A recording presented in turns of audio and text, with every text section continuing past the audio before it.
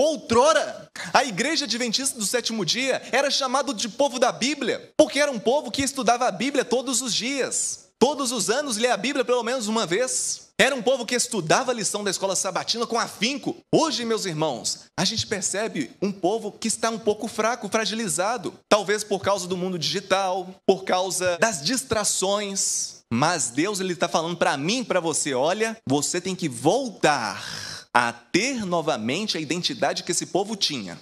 Eu quero que você entenda uma coisa. Essa igreja, ela foi fundada no século XIX. E os nossos pioneiros eram pessoas extremamente zelosas. Pessoas, meus irmãos, que levavam a sério a vida religiosa, a vida espiritual, a comunhão com Deus. Eram verdadeiros representantes do reino aqui na terra. Agora eu quero falar com você. Se os nossos pioneiros olhasse para você hoje, eles pensariam assim, realmente esse aí está dando continuidade ao trabalho que Deus começou por meio de mim. Será que eles ficariam orgulhosos por aquilo que eles estariam vendo? E digo mais, será que o apóstolo Paulo, se ressuscitasse aqui no nosso meio, olhasse para a igreja agora, será que ele teria orgulho da igreja que ele tanto amou ao ponto de morrer e dar a vida por ela? Tá difícil, meus irmãos, dar a vida pelo evangelho? Tá difícil viver uma vida piedosa ao lado do Senhor? Tá difícil ser um exemplo ao Senhor? Às outras pessoas? Tá difícil? Saiba de uma coisa, para os outros lá no passado foi muito mais difícil. Nós precisamos zelar pela verdade, pelas doutrinas, pelas nossas crenças. A gente não pode permitir que seja jogado por terra aquilo que nossa igreja defende. Por mais que venham pessoas influenciadas por Satanás, querendo dizer o oposto.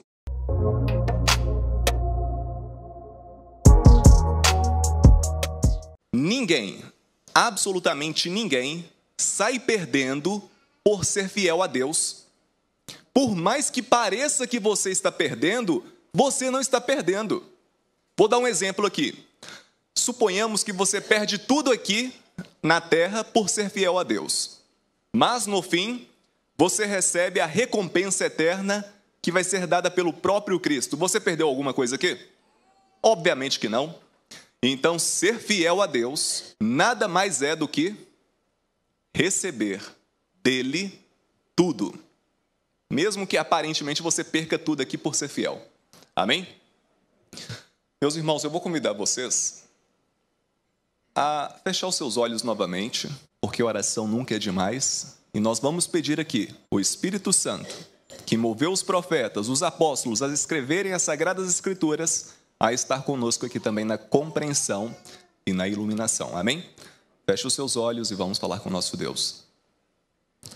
Amado Pai, querido Deus, a tua igreja vai abrir a tua palavra. Palavra esta, que foi escrita por homens que o Senhor se utilizou deles. E agora nós aqui, como estudantes das Sagradas Escrituras, queremos ter a iluminação para que possamos chegar a uma compreensão correta do texto sagrado. Vamos estudar aqui, Senhor, a forma como o Senhor age em meio às crises que todos nós passamos. E nós vamos entender por meio de exemplos práticos, através da sua palavra, claro, como sair desses momentos que parecem ser tão sufocantes. Nos ajude, Deus. Ajude o teu povo, a tua igreja, que está aqui e aqueles que estão de modo virtual. Essa oração eu lhe faço, crendo já na tua manifestação no meio de nós. Amém.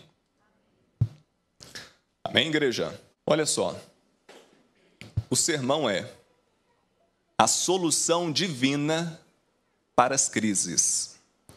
É bem certo, igreja, que todos nós, sem exceção, por melhor que seja a sua vida, você vai passar por momentos difíceis aqui na terra. E esses momentos difíceis, acredite, eles são o megafone de Deus mostrando para você que esse mundo não é a sua habitação.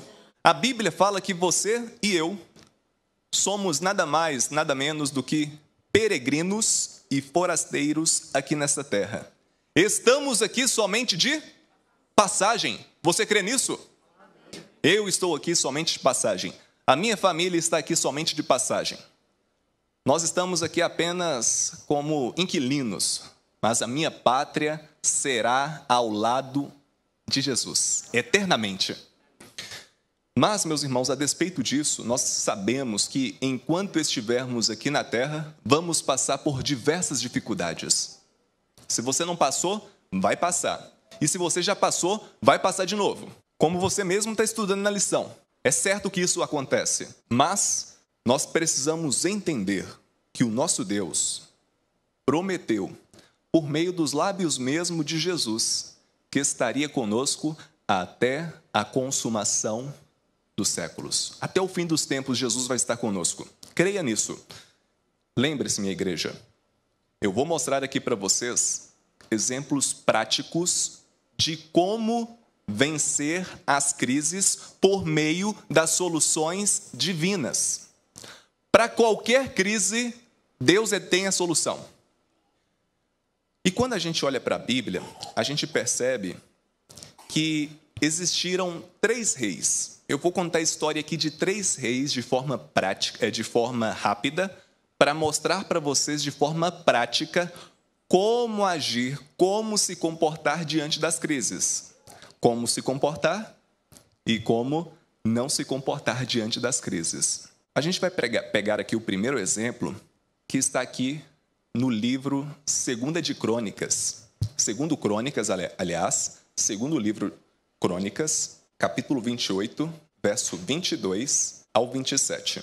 Perceba, igreja, antes do verso 22, tem um título. E esse título, na minha Bíblia, está assim: a idolatria de Acás. Então, veja, o primeiro rei que nós vamos entender a sua história, para entendermos depois como Deus ele age para solucionar as nossas crises, é Acás, rei de Jerusalém. Só que o problema aqui, minha igreja, é que nós vamos descobrir, por meio do exemplo de Acás, o que não fazer. Antes da leitura, presta atenção aqui. Olha só. Existem 3 tipos de pessoas. Veja, existe o tolo, existe o inteligente e existe o sábio. O tolo é aquela pessoa que erra, mas não aprende com seus erros. Tem muita gente assim. Não tem? É verdade? Agora, o segundo tipo de pessoa é aquela pessoa que é inteligente. O inteligente, ele erra, aprende com seu erro, mas não o faz mais. Porém, temos agora o terceiro tipo de pessoa, que são sábios. Quem são os sábios, Alexandre? Simples. Os sábios são aquelas pessoas que observam os erros que o inteligente cometeu e saiu fora depois. Ou seja, ele aprende com os erros do outro e não os comete. Então não existe aquela história, meus irmãos, que você precisa errar para aprender. Muitos casos vai acontecer isso, mas aí você vai ser o inteligente. Mas se você quer ser o sábio, você precisa olhar para a vida do outro, as histórias do outro, tirar lições da vida alheia para entender o que não pode fazer. E vocês aqui são sábios, sim ou não? Amém por isso. Por isso mesmo que quando você observar a história de Acás, você vai ser um sábio aqui entre nós. Porque você vai observar os erros dele e não vai os praticar. Amém? Diz assim a palavra de Deus. Enquanto eu vou lendo aqui, eu vou pedir o diácono para pegar uma aguinha para mim. Amém? Acho que está sem água aqui, ó. Olha só, enquanto eu vou lendo aqui, olha só. 2 Crônicas, capítulo 28, verso 22 ao 27. Isso aqui, meus irmãos, é tremendo. Presta atenção. No tempo da sua angústia, cometeu ainda maiores transgressões contra o Senhor, ele mesmo, o rei Acás. Verso 23. Pois ofereceu sacrifícios aos deuses de Damasco, que o feriram e disse... Veja, igreja, só antes de continuar aqui, presta atenção. Damasco, capital da Síria.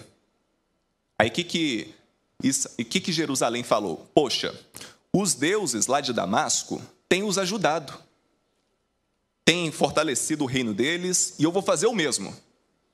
Aí depois que eles perceberam isso, e fizeram o mesmo, oferecendo sacrifício aos outros deuses, aos deuses de Damasco, A Bíblia fala assim que estes quem? Estes habitantes de Damasco foi lá e o feriram.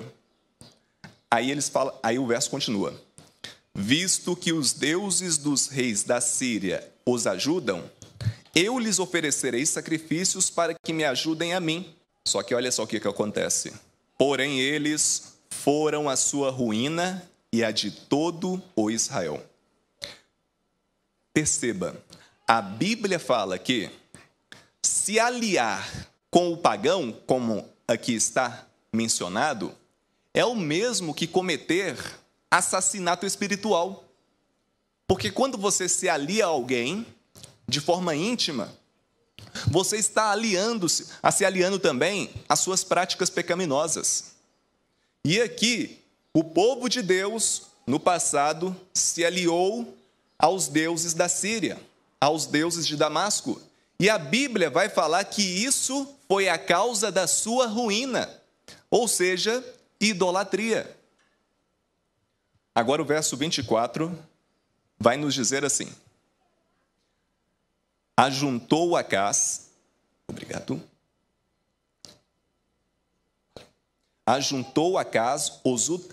presta atenção no que ele está fazendo aqui. Ajuntou Acás os utensílios da casa de Deus, fê-los em pedaços e fechou as portas da casa do Senhor. E fez para si altares em todos os cantos de Jerusalém. Também em cada cidade de Judá fez altos para queimar incenso a outros deuses. Assim provocou a ira do Senhor, Deus de seus pais. Que homem mau, que homem cruel, que homem fraco espiritualmente. E continua no verso 26. Quanto aos mais atos dele, a todos os seus caminhos, tanto os primeiros como os últimos, eis que estão escritos no livro da história dos reis de Judá e de Israel. Descansou Acás com os seus pais e o sepultaram na cidade em Jerusalém. Porém, não o puseram nos sepulcros dos reis de Israel. E Ezequias, seu filho, reinou em seu lugar. Então, minha igreja, entenda uma coisa. Nós vamos discutir aqui a respeito de 3 líderes, 3 reis. O primeiro que é Acás. Só que esse exemplo aqui é o exemplo que nós não devemos seguir. O rei Acás, meus irmãos, como eu falei para vocês, ele era um rei fraco e corrupto.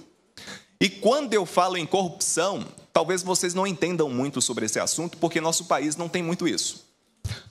Porém, corrupção aqui é muito mais do que aquilo que acontece no meio político. A corrupção também acontece, sabe onde? No meio espiritual. Eu posso estar corrompendo a minha fé. Lembre-se, toda vez que você ouvir a palavra corrupção, lembre-se do verbo corromper. Ou seja, está perdendo a sua identidade. E a Bíblia fala aqui que no período do rei Acás, o povo de Deus perdeu a sua identidade por causa do seu líder. O seu líder envolveu o povo em maus lençóis. Fez com que o povo se tornasse um povo idólatra, um povo promíscuo, um povo voltado, meus irmãos, para os crimes espirituais. O povo, portanto, perdeu a sua identidade. E não acaba por aí. Além desse líder entrar em uma profunda apostasia religiosa, ele demonstrou também uma fraqueza diante dos principais inimigos dele, que na época era Síria e Assíria. Um povo, inimigos extremamente cruéis. Mas a Bíblia fala que os atos de Acás trouxeram a ira do Senhor, e com razão. Sim ou sim, igreja? Sabe por quê? Presta atenção naquilo que Acás fez. É com razão que Deus se irou naquele momento.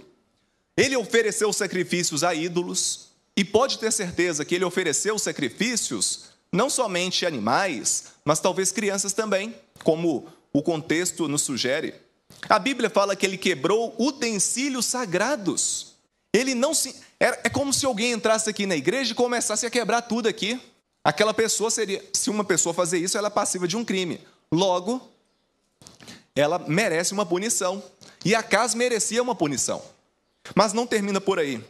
A Bíblia fala assim que Acás, ele fechou o templo. O templo naquela época, só para vocês terem uma ideia, era uma representação do próprio Jesus. Logo, se ele fechou o templo, ele estava fechando também as oportunidades de salvação para o povo. É como se eu pegasse e negasse Jesus aqui para a sua vida. É como se eu me calasse para as pessoas ao ponto de não dizer que Jesus é o caminho, a verdade e a vida. E aquele homem fechou o templo, fechou aquilo que era mais importante para o judeu na época, para o povo judeu na época. Entende isso? Porque o santuário terrestre nada mais era do que uma sombra que refletia a Cristo e o seu ministério. Entendem isso? Tá certo, igreja? Quem está entendendo, diga amém. Amém. Ótimo. Ok, ofereceu sacrifício a ídolos, quebrou utensílios sagrados, fechou o templo e fez toda Jerusalém e Judá adorar os seus ídolos. É aquilo que nós estávamos conversando na classe. Na classe dizíamos que você, quando faz algo errado, não é somente a sua vida que é impactada, mas é a vida de todas aquelas pessoas que te cercam. Entende isso? Entende a importância do seu testemunho pessoal? Da sua obediência à lei? Como a canção mesmo aqui falou? A sua obediência a Deus? Tanto é que Acás, como sendo um líder principalmente, ele fez com que muitos se desviassem da verdade.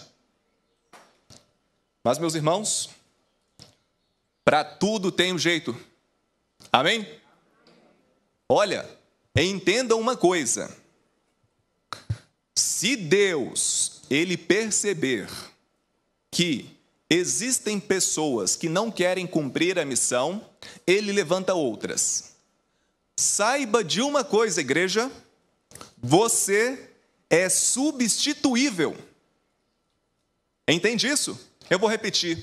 Você é substituível se você não prestar uma verdadeira adoração a Deus, ser um verdadeiro adorador, um verdadeiro discípulo do Senhor. Deus substitui você. Está duvidando disso? É só olhar lá naquele conflito que aconteceu lá no céu.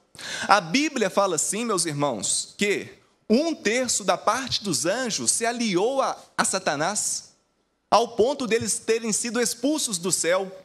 E o céu, meus irmãos, ele ficou com uma lacuna. Ele ficou agora com um espaço vazio. E Deus, ele vai preencher esse espaço vazio, sabe com quem? Conosco, com salvos, comigo e com você. Então, se Deus ele fez isso no céu, ele pode fazer muito bem no meio do seu povo. Então, você entenda de uma vez por todas, você é substituível, tá? A Bíblia vai falar então que Acás, ele era substituível, e Deus iria o substituir por uma pessoa que tinha zelo pelas coisas espirituais, pelos assuntos sagrados, por aquilo que é eterno, aquilo que é perfeito, aquilo que representa a Deus. E essa pessoa é o seu próprio filho. Seu nome? Ezequias. Só que tem um detalhe, meus irmãos. Ezequias, ele tinha um grande trabalho a fazer. Porque o pai, ele acabou com o reino, ao ponto de deixar o reino sem exército, sem dinheiro, sem poder. Tentou fazer aliados, ou seja, sem aliados. Mas o pior de tudo, meus irmãos, Acás, um líder ruim, deixou o reino do Senhor, deixou o povo de Deus sem Deus. Engraçado, o povo de Deus sem Deus. Então, de todas as coisas ruins que o pai deixou, aliás, que não deixou, foi Deus. Então, pare para pensar aqui. Ezequias, ele tinha uma longa tarefa para fazer a partir de então. Ou seja, Ezequias, ele deveria agora trazer de volta a identidade do povo. Ele tinha um grande trabalho, ou seja, o povo estava vivendo uma tremenda crise. E nós estamos estudando aqui os meios pelos quais Deus se utiliza para solucionar as crises. Então nós estamos estudando aqui qual é a solução divina para as crises, sim? Amém? Presta atenção, igreja. Fica comigo aqui. Não perde o foco, não. Por que eu estou falando tudo isso? Porque Ezequias, meus irmãos, ele tinha um grande trabalho pela frente, como eu falei para vocês. E o pior, Ezequias, ele não tinha muita experiência. Aliás, ele não tinha experiência, ele tinha 25 anos. Né? Tudo bem que já era um adulto jovem. Mas ele pegou o reino de maneira completamente corrompida. E tem um detalhe, um agravante. As pessoas, com certeza, não viam em Ezequias um líder. Porque, veja, vou dar um exemplo. Naturalmente, o Daniel, meu filho, ele tem uma tendência muito grande de se parecer comigo. É verdade? As chances do Daniel ser muito parecido comigo é grande demais. Porque ele convive comigo, ele vê o meu exemplo e tudo mais. Tanto é que ele me imita em tudo. Lá em casa ele fica brincando de pregar. Ele fica assim, ai Deus! Ou seja, ele me imita em tudo. As chances dele ser igual a mim é quase 100%. Mas, aqui com Acaz e com seu filho Ezequias, não foi assim. Ezequias não foi um líder idólatra. Não foi um líder fraco. Sabe por quê, minha igreja? Se você veio de um ambiente ruim, não quer dizer que você tem que ser ruim. Não é porque que os seus pais eram alcoólatras que você tem que ser alcoólatra. Não é porque os seus pais eram viciados e coisas do tipo que você tem que ser viciado. Não quer dizer que os seus pais eram pecadores ao ponto de fazer do pecado um estilo de vida que você vai fazer do pecado um estilo de vida também. Ou seja, por mais que o meio seja um fator que influencia, você não precisa ser influenciado pelo meio.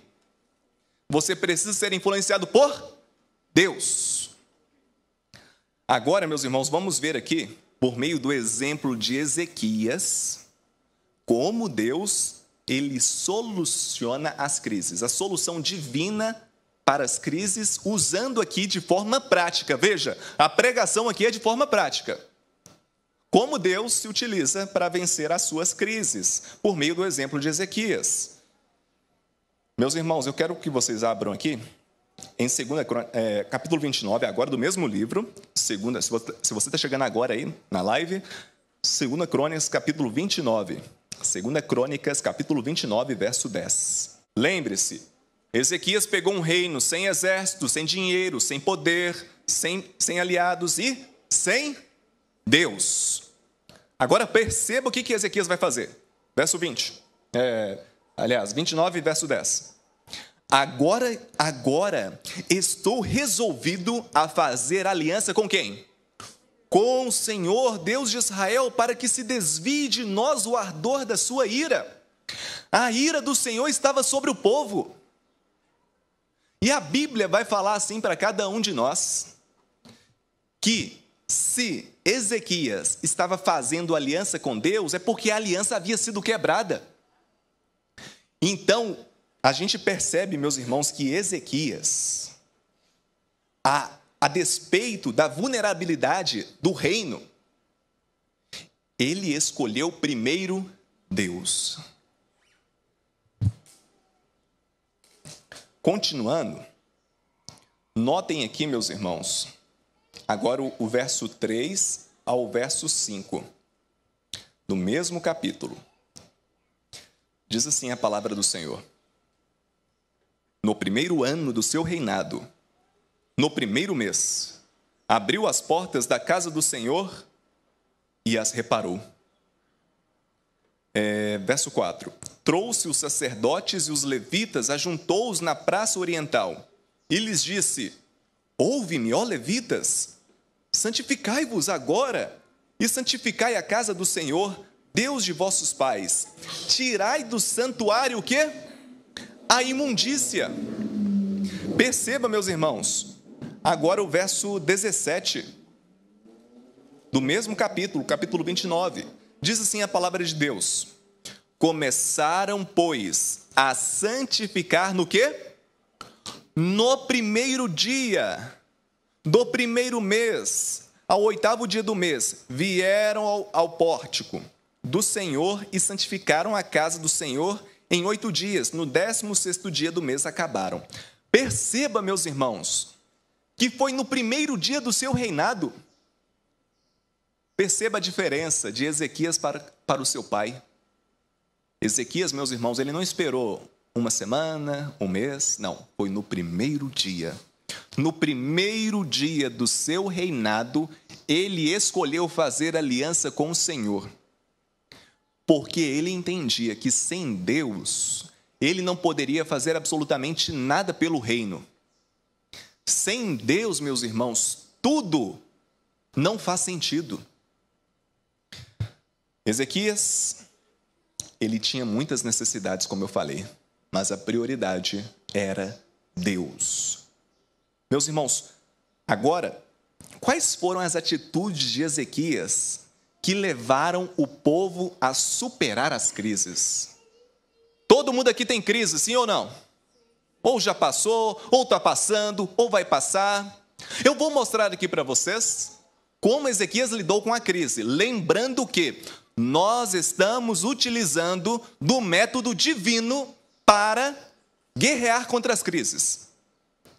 Então, veja, a primeira solução para a crise, eu vou aqui identificar de forma rápida, porque nós temos que ainda entrar no terceiro rei. Já falamos aqui de Acaz, estamos aqui falando de Ezequias, logo nós vamos falar sobre o terceiro rei. Mas, de maneira rápida, eu vou falar para você aqui quatro soluções divinas que Ezequias colocou em prática em seu reino para livrar o povo, fazer com que o povo superasse as crises que eles estavam vivendo. Crises essas deixadas pelo seu pai Acaz. Capítulo 29, verso 15 ao 16. É o mesmo capítulo, só que agora é verso 15 e 16. Diz assim: Amém ou misericórdia? Diz assim: Congregaram a seus irmãos, santificaram-se e vieram segundo a ordem do rei pelas palavras do Senhor, para purificarem a casa do Senhor. Os sacerdotes entraram na casa do Senhor para purificar e tiraram para fora, ao pátio da casa do Senhor, toda a imundícia que acharam no templo do Senhor. E os levitas tomaram para levarem fora ao ribeiro de Cedron. Então perceba, a primeira solução aqui que Ezequias viu, movido, é claro, pelo Espírito Santo, porque ele abriu o seu coração, é que ele tinha que cuidar daquilo que era sagrado.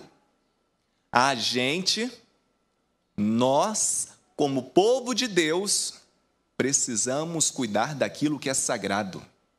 A gente precisa zelar, meus irmãos, por aquilo que Deus nos deixou. Nós precisamos zelar pela verdade, pelas doutrinas, pelas nossas crenças. A gente não pode permitir que seja jogado por terra aquilo que nossa igreja defende. Por mais que venham pessoas influenciadas por Satanás, querendo dizer o oposto. Deus quer levantar Ezequias. E se você quer ser Ezequias aqui, diga amém. Oh, foi muito fraco. Se você quer ser como Ezequias, diga amém. Amém. Eu quero ser como Ezequias, meus irmãos. Levantar as verdades do Senhor, erguer a bandeira do Emanuel. Não importa se isso custe a minha vida, mas para Ezequias não custou a vida não, vocês vão ver. Então, a gente percebe que Ezequias ele abriu as portas da casa de Deus, fez reparos necessários para que o culto acontecesse. Ou seja, ele não deixou a peteca cair, como se diz uma expressão aqui nossa. Agora, a segunda solução para a crise de Ezequias, que está aqui no verso 17, certo? Olha só, diz assim: Começaram, pois, a santificar no primeiro dia do primeiro mês, ao 8º dia do mês. Vieram ao pórtico, lembrando que pórtico aqui, meus irmãos, é a entrada coberta do templo, tá? Do Senhor, e santificaram a casa do Senhor em 8 dias, certo? Então, o que acontece? A segunda solução para a crise que eles estavam vivendo aqui, que Ezequias colocou em prática, é que Ezequias, ele promoveu a santificação. A santificação foi levada a sério por esse homem de Deus. A santificação, meus irmãos, deve ser a prioridade do crente aqui na terra. Entende? Tanto é que a Bíblia, ela fala o seguinte para cada um de nós. Movido pelo Espírito Santo, o apóstolo Paulo, ele nos diz assim: segui a paz com todos e a santificação, sem a qual ninguém, absolutamente ninguém, verá o Senhor. Sem santificação, ou seja, santificação, meus irmãos, é o processo. Você deve estar em contínuo crescimento. E a Bíblia fala que se você não estiver nesse contínuo crescimento espiritual, você não vai ver Deus.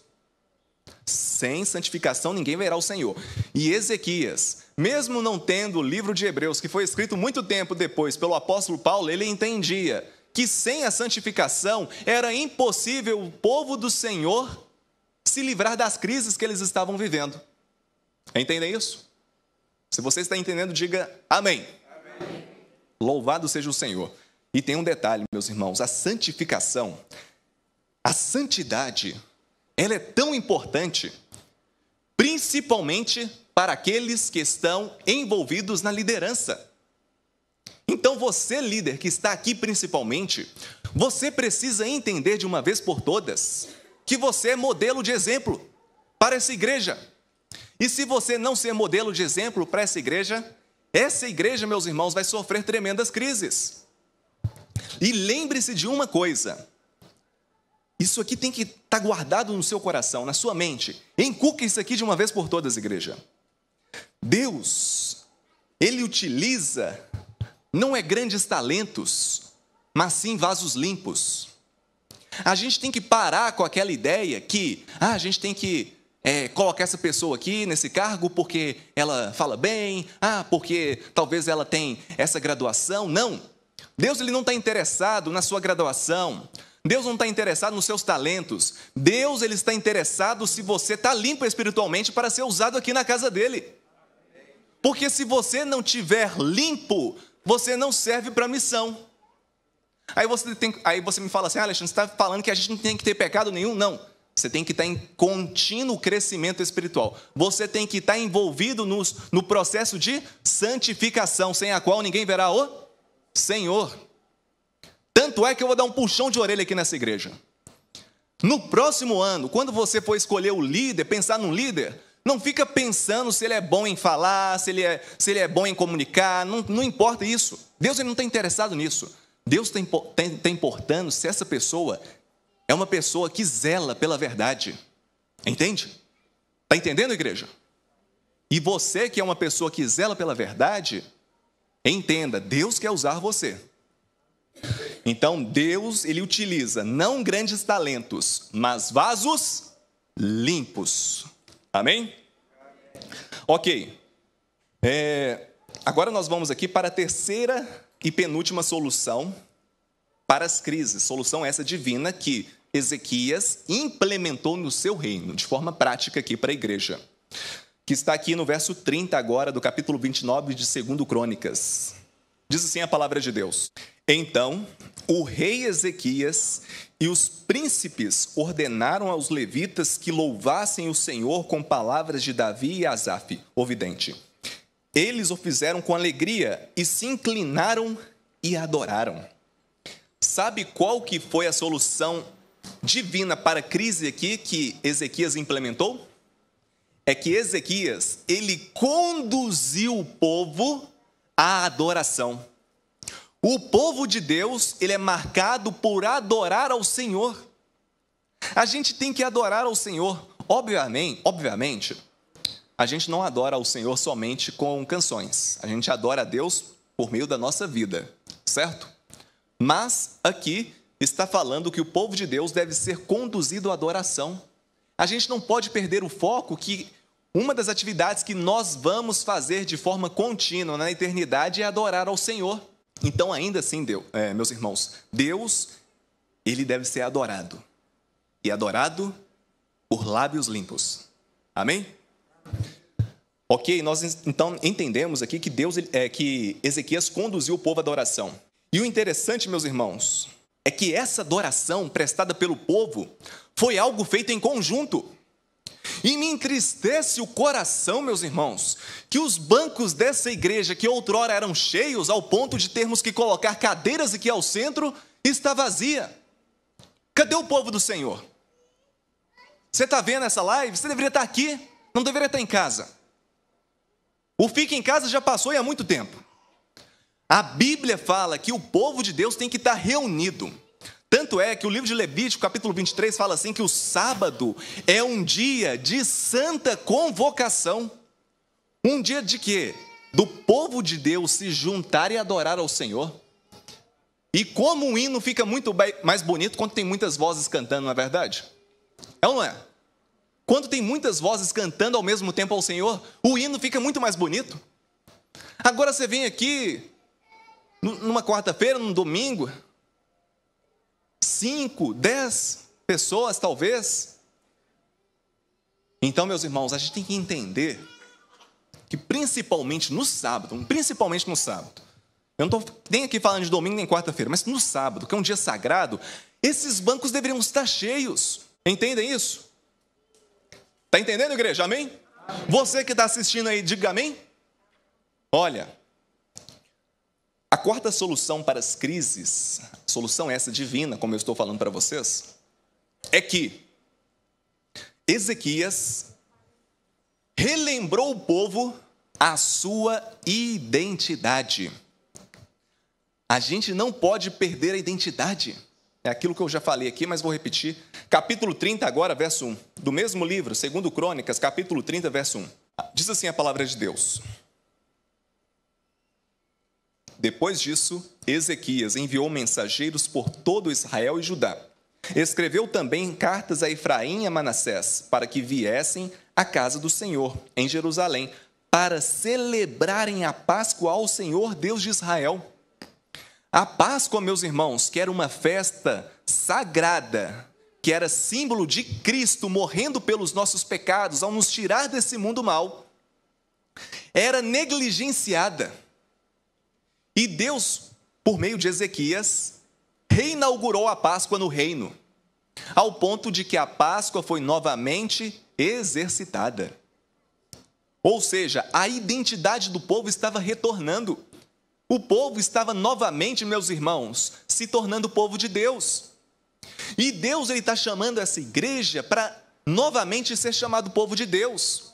Outrora, a igreja adventista do sétimo dia era chamada de povo da Bíblia, porque era um povo que estudava a Bíblia todos os dias. Todos os anos lia a Bíblia pelo menos uma vez. Era um povo que estudava a lição da escola sabatina com afinco. Hoje, meus irmãos, a gente percebe um povo que está um pouco fraco, fragilizado. Talvez por causa do mundo digital, por causa das distrações. Mas Deus está falando para mim e para você, olha, você tem que voltar a ter novamente a identidade que esse povo tinha. Amém? Está entendendo? Está claro para você? Meus irmãos, nós não precisamos temer ao futuro, a não ser que esqueçamos que Deus, como Deus tem agido, nos conduziu no passado. E entenda uma coisa, eu quero que você entenda uma coisa, essa igreja, ela foi fundada no século XIX, e os nossos pioneiros eram pessoas extremamente zelosas, pessoas, meus irmãos, que levavam a sério a vida religiosa, a vida espiritual, a comunhão com Deus.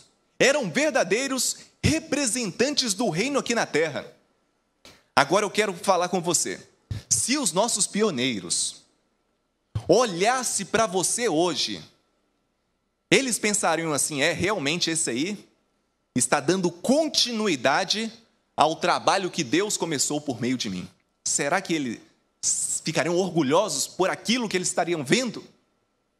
E digo mais, será que o apóstolo Paulo, se ressuscitasse aqui no nosso meio, olhasse para a igreja agora, será que ele teria orgulho da igreja que ele tanto amou ao ponto de morrer e dar a vida por ela? Está difícil, meus irmãos, dar a vida pelo Evangelho?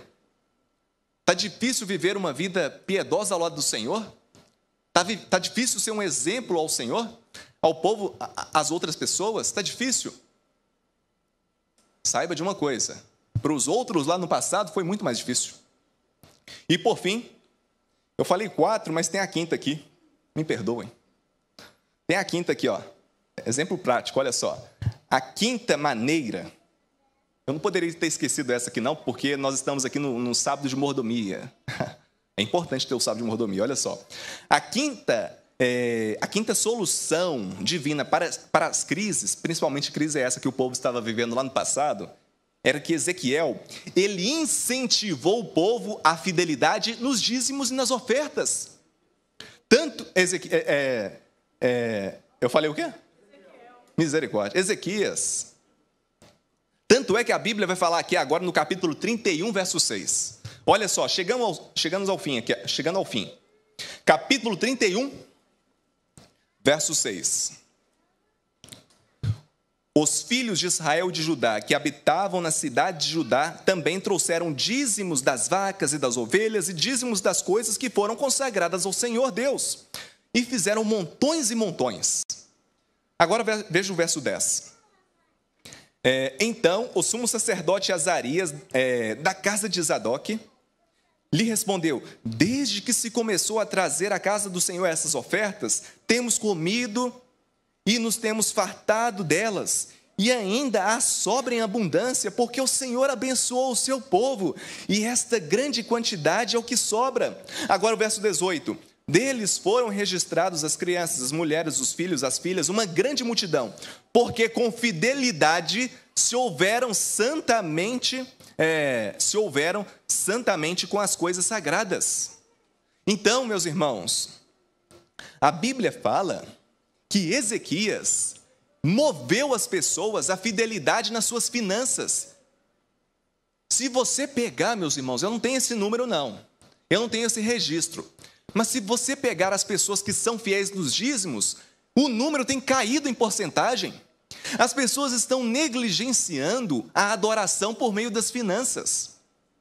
Não é porque há maus exemplos em outras igrejas que a nossa igreja não vai devolver aquilo que pertence ao Senhor. E a Bíblia fala, meus irmãos, que a Bíblia vai falar para nós que o povo, na época de Acás, rei de Ezequias, eles esqueceram dos dízimos das ofertas. E, meus irmãos, entendam uma coisa de uma vez por todas aqui. Todo o povo naquela época, conforme a gente leu, eles entendiam que eles deveriam dar uma resposta àquilo que Deus faz para eles. E a resposta foi fidelidade também nas finanças, fidelidade nos dízimos, fidelidade nas ofertas. E entenda uma coisa aqui, igreja. Quando levamos o nosso coração para Deus, os dízimos e as ofertas vão junto. E entenda uma coisa, igreja, entenda uma coisa, a retenção do dízimo é um claro sinal de enfraquecimento espiritual. Porque dízimo, meus irmãos, não é somente para bancar o evangelho em todas as partes do mundo. Porque, como eu falei aqui na pregação do mês passado, não é só com oração e fé que a mensagem é levada para os 4 cantos da terra, mas é com dinheiro também. Só que os dízimos e ofertas não é só para isso, é para você exercer confiança no Senhor. Está entendendo? Está claro para você? Então, meus irmãos, demonstre. Olha só que isso aqui é incrível. Isso aqui é incrível, olha só. Não fica ligando para o Daniel chorando, não. Ele é criança, ele chora mesmo. Mas olha só o que eu vou falar aqui para você. Olha só. Demonstre que a sua confiança está no provedor e não na provisão.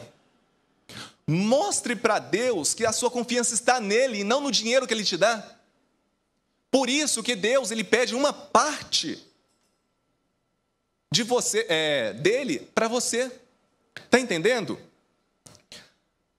Agora entramos no ponto-chave aqui no sermão. Acás deixou o reino corrompido. E Ezequias foi lá e restaurou. Restaurou as verdades, restaurou a adoração, restaurou a fidelidade, restaurou o templo.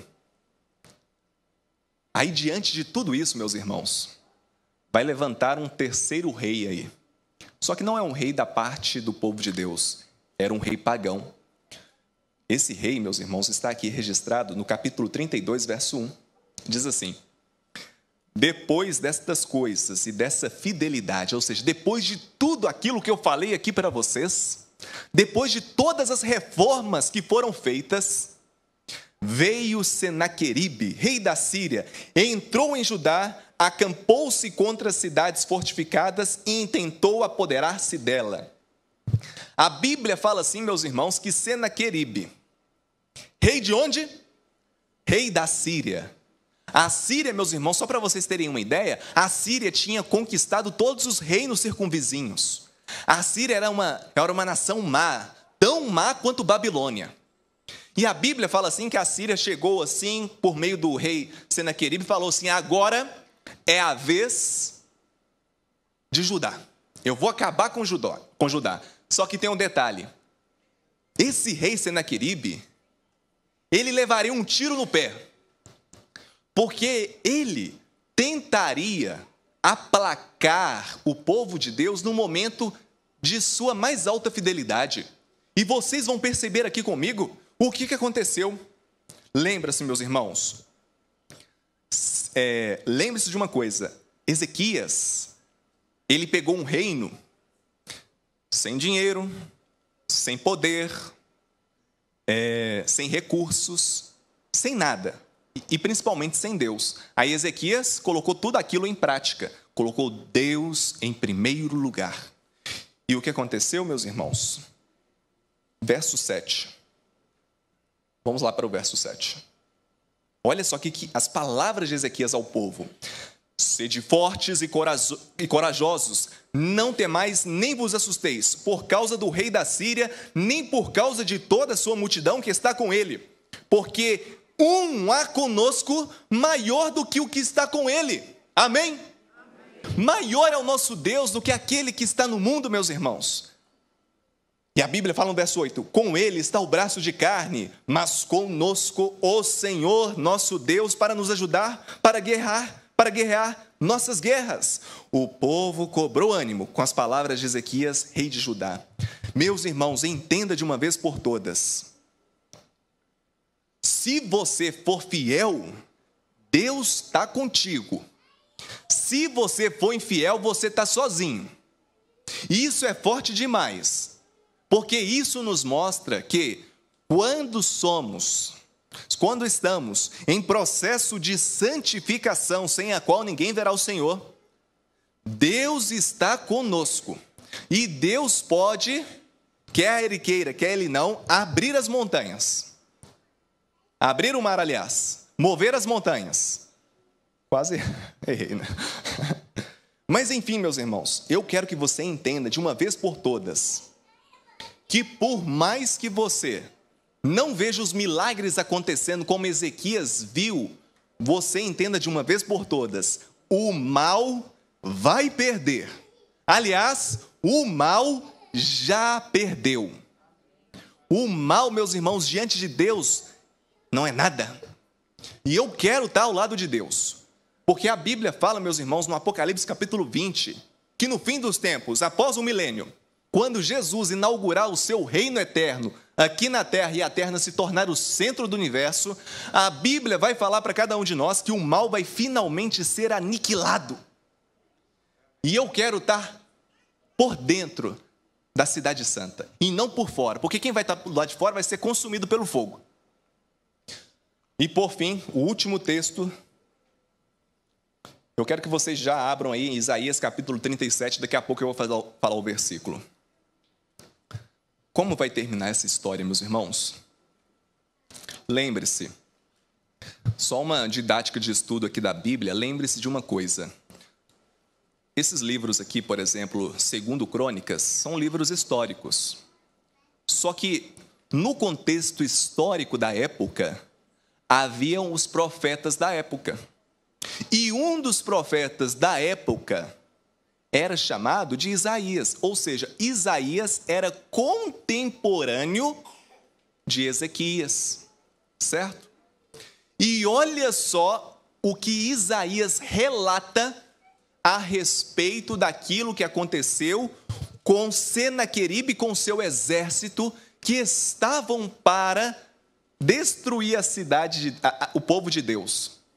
No momento em que o povo de Deus, mesmo estando sem exército, sem poder, sem recursos, mas estava com Deus. Veja o que Deus vai falar aqui em Isaías, capítulo 37, verso 36. Amém? Isso aqui é forte demais, igreja. Presta atenção. Deixa eu ver se eu falei certo. 37, verso 36, isso mesmo. Então saiu o anjo do Senhor e feriu no arraial, ou seja, no acampamento dos assírios, a 185.000. E quando se levantaram os restantes pela manhã, eis que todos estes eram cadáveres. Retirou-se, pois, Senaqueribe, rei da Síria, e se foi. Voltou e ficou em Nínive. Sucedeu que, estando ele a adorar na casa de Nisroque, seu deus, Adrameleque e Sarezer, seus filhos, o feriram à espada e fugiram. Entenda uma coisa: quando você se envolve com a espiritualidade, quando você se envolve nas coisas do Senhor, quando você ergue a bandeira da verdade, quando você é obediente, Deus está contigo. E no fim, o mal vai perder. Assim como Ezequias viu os assírios, 185.000 homens de guerra, sendo mortos pelo anjo do Senhor, nós, após o milênio, vamos ver o mal sendo de uma vez por todas aniquilado pelo próprio Deus, desde que continuemos sendo fiéis. Amém? Olha só, por mais que Deus, Ele não venha agir em sua vida, ao ponto de talvez enviar um anjo para destruir os seus inimigos, isso não te dá liberdade de exercer a infidelidade. Você tem que ser fiel em toda e em qualquer situação, seja boa ou ruim.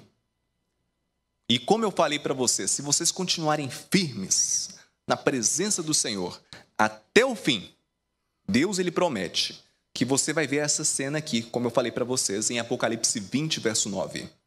Marcharam então, quem marchou? Os ímpios, os perdidos, marcharam então pela superfície da terra e sitiaram o acampamento dos santos e a cidade querida. Desceu, porém, fogo do céu e os consumiu. É aquilo que eu falei. Talvez você não vê talvez mesmo sendo fiel, talvez você não veja todos os seus problemas tendo fim. Talvez você não veja todas as suas crises acabando. Mas a Bíblia promete que chegará um dia que isso vai acontecer. Talvez não seja aqui, mas vai ser no momento em que estivermos na Cidade Santa, ao lado de Jesus. E eu quero ver você lá. E acima de tudo, eu quero me ver lá. Porque se eu pregar aqui e eu não estar lá, e complicou a coisa toda. Entendeu? Então, meus irmãos, vamos nos esforçar em conjunto, como uma família grande que nós somos, a apoiar um ao outro rumo a Canaã celestial e não atrapalhar. Porque muito ajuda quem não atrapalha. Então vamos apoiar um ao outro e não atrapalhar. Amém? Oremos ao Senhor. Nosso Deus e nosso Pai, obrigado porque temos aqui em nossas mãos a mais poderosa arma já construída. Tudo bem que foi por mãos humanas, mas homens esses que foram movidos pelo Teu Santo e bom Espírito. A Tua palavra, Deus, é uma espada que tem como objetivo separar-nos do pecado Pode até doer, Senhor, mas por favor, venha agir em nós, porque nós não queremos, ó Deus, sermos consumidos pelo fogo após o milênio. Nós queremos estar dentro da cidade, ver o cumprimento da tua promessa, ao ponto de vermos todos os ímpios, os demônios e o próprio Satanás sendo lançado no lago de fogo. Deus, que possamos exercer a partir de hoje a fidelidade, mesmo que custe a nossa vida, como custou a vida de muitos, ao decorrer das eras, ao decorrer do tempo. Cuide dessa igreja, Deus. Que o Senhor levante pessoas aqui que amem a vida espiritual mais do que tudo. Abençoe essa igreja para que essa igreja seja responsável por apresentar ao mundo a pura mensagem do Senhor, sem ruídos, sem falhas, uma comunicação sublime, ao ponto que o Senhor, através do teu santo e bom Espírito, nos moverá a isso. Essa oração, Deus, eu lhe faço, desde já te pedindo que o Senhor dirija em paz e em segurança a tua igreja rumo aos seus lares. Por Jesus eu oro. Amém.